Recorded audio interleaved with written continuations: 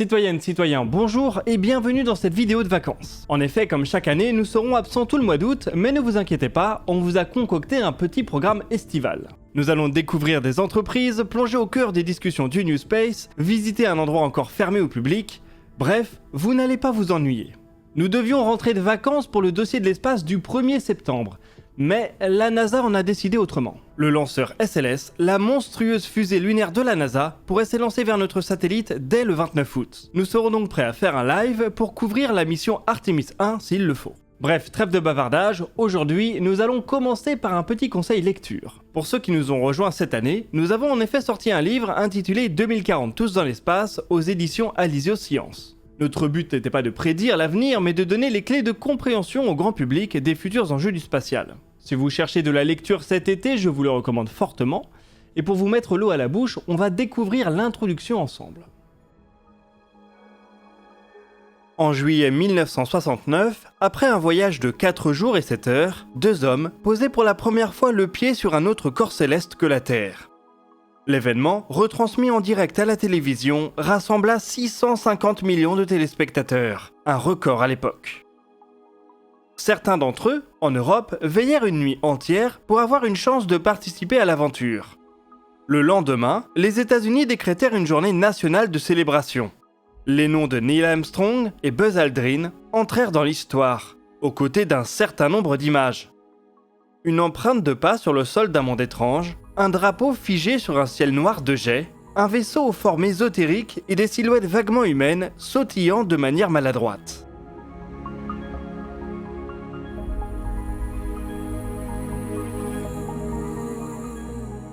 L'épopée Apollo a marqué les esprits comme peu de programmes d'exploration ont su le faire. Il faut dire que le voyage lunaire est un vieux rêve pour l'espèce humaine. Au IIe siècle après Jésus-Christ, Lucien de Samosate écrivit ce qui est parfois considéré comme le premier ouvrage de science-fiction. Il y racontait de manière satirique comment il s'était retrouvé sur la Lune après qu'une tempête avait emporté son navire dans les airs. Plus d'un millénaire plus tard, Cyrano de Bergerac, l'auteur qui a inspiré Edmond de Rostand, s'aventura lui aussi dans un récit lunaire non moins satirique. Il y décrivit un peuple sélénite habitant des palais mobiles et pratiquant une sexualité libérée. Peut-être en avance sur son époque, il avait déjà imaginé un voyage à l'aide d'une fusée. Jules Verne et Georges Méliès apportèrent à coups de canon leurs pièces à l'édifice, avec toujours la promesse d'aventures incroyables et de découvertes fascinantes.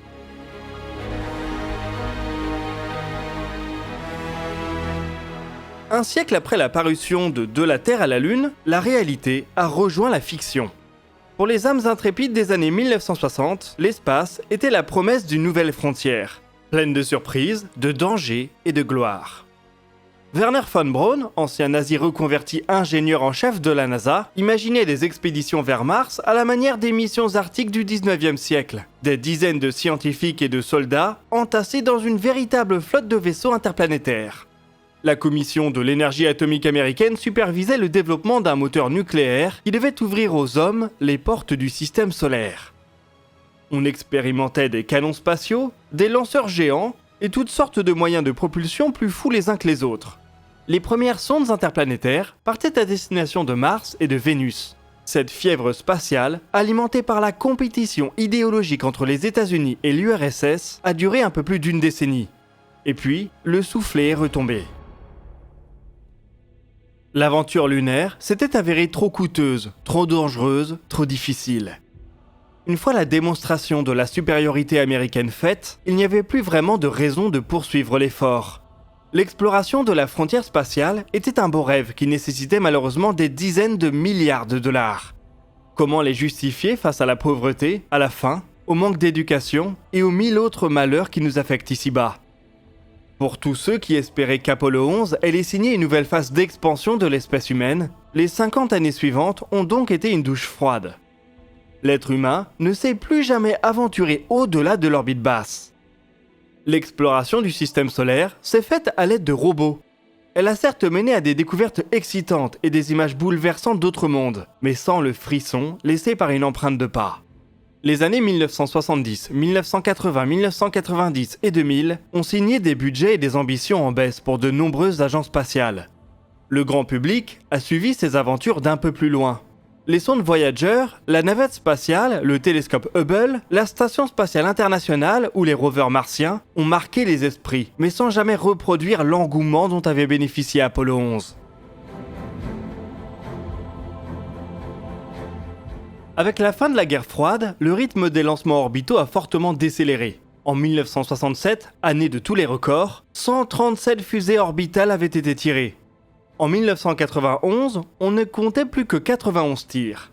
La baisse des activités spatiales de l'humanité s'est accentuée dans les décennies suivantes, jusqu'à atteindre un plus bas historique en 2004 avec seulement 54 tirs orbitaux. Un an plus tôt, l'accident de la navette Columbia avait tué 7 astronautes, plongeant le programme de vol habité américain dans le désarroi. Pour les férus d'exploration spatiale, il n'y avait pas grand-chose à se mettre sous la dent et les perspectives n'étaient guère réjouissantes. C'est pourtant au cours de cette période moribonde qu'ont germé les grains d'une renaissance. Ces 15 dernières années, les activités spatiales ont connu une nouvelle accélération partout autour du monde. Les budgets sont repartis à la hausse, entraînant avec eux des projets toujours plus ambitieux. La NASA a par exemple les yeux de nouveau tournés vers la Lune. L'agence a la ferme intention d'emmener à nouveau des hommes ainsi que les premières femmes vers la surface de notre satellite dès 2024. De nouveaux acteurs sont entrés en piste, des entreprises privées et leurs méthodes nées dans la Silicon Valley. Elles développent leurs propres fusées, leurs propres satellites et parfois même leurs propres programmes habités, avec l'objectif affiché d'emmener des astronautes jusqu'à Mars.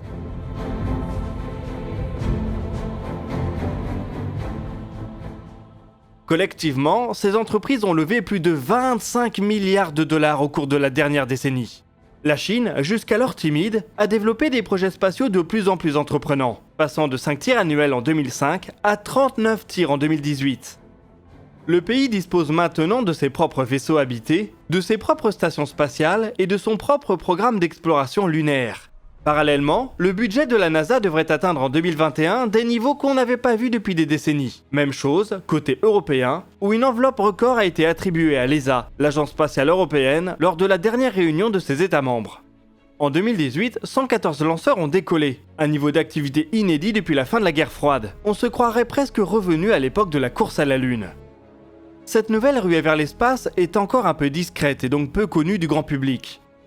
Des noms comme James Webb, SpaceX ou OneWeb ne vous évoquent peut-être pas grand-chose. Le spatial va cependant s'inviter de plus en plus fréquemment dans l'actualité, dans les réunions de ministres, dans les chiffres des économistes et même dans l'intimité de votre foyer.